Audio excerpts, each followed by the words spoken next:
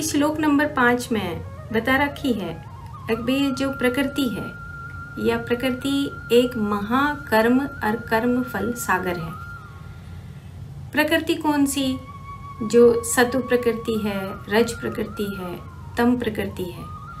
यह जो हमारी पूरी सृष्टि है, जो पूरा ब्रह्मांड जिसमें रच रखा है, उसमें 3 प्रकृति हैं और इन 3 प्रकृतियां में हम अलग अलग तरीके से जन्म लिए हैं। तो इस श्लोक में बताई अब भाई कोई भी जो मनुष्य है किसी भी टाइम क्षण मात्र भी बिना कर्म किए नहीं रह सकता।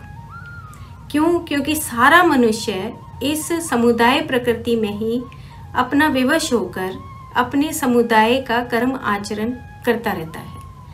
कहने का भाव यहाँ पर यह है कि जो हमारा सतुगुण है, रजगुण है और तमस गुण है, ये हमारे स्वभाव में है और जो हमारे स्वभाव में है उसके हिसाब से हम अपना काम कर रहे हैं।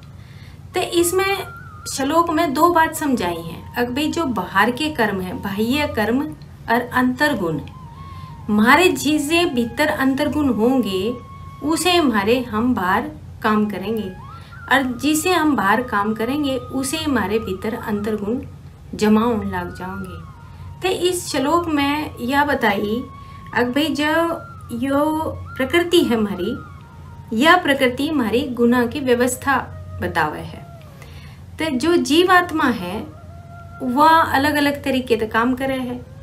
तो यह जो अलग अलग तरीके से काम करे है, तो यो एक हमारा जो है प्रकृति जिसमें हम रहे हैं, यो हमारा है एक बहुत बड़ा समुद्र। इस समुद्र में हमारा कर्म भी है और कर्म फल भी है।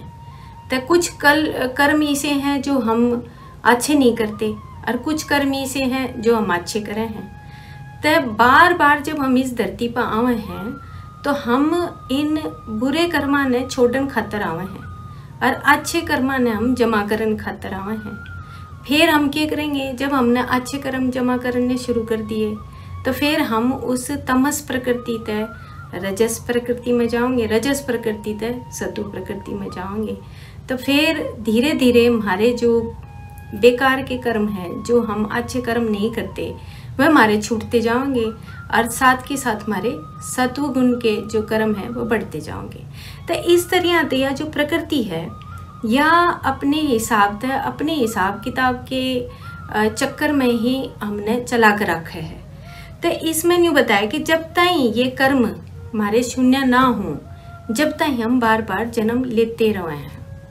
तो इसमें बताई अब भाई जो मनुष्य है उसमें जो अंतर्गुण का जो मूल है वो बाह्य कर्म है और बाह्य कर्म का जो मूल है वो अंतर्गुण है। तो यह बात हमने यहाँ आड़े समझनी है। अब भाई जब हम बेकार के कर्म कर रहे हैं तो वह हमने छोड़ने पड़ेंगे। जब वह हम सत्व प्रकृति की तरफ चलेंगे और हमने अच्छे कर्म जोड़ने पड़ेंगे ताकि हम आगे फिर आत्मज्ञानी हो सकें। क्यों? क्योंकि हमने देखा अभी हमने जब दूसरा अध्याय सुना था, तो जब सुना था तो उसमें के बताई थी, भगवान श्री कृष्ण ने बताई थी अब भाई तू जो है अर्जुन, तू शरीर नहीं है, तू आत्मा है, तू आत्मज्ञानी बन। वो था हमारा अध्याय जिसमें आत्मज्ञान की बात बता रखी थी। इस तीसरे अध्याय में बात आओगी अब भाई तू अपने कर्मा के हिसाब से, तू अपने कर्मा के हिसाब से अच्छा बन, तू अपने कर्म अच्छे कर। तू अच्छे कर्म करेगा तो तू जो यह प्रकृति है तमस्त रजस, रजस सत्वर, सत्व शुद्ध सात्विक और शुद्ध सात्विक निर्गुण स्थिति में जाओगा, जब वह तू परमात्मा बन सके है।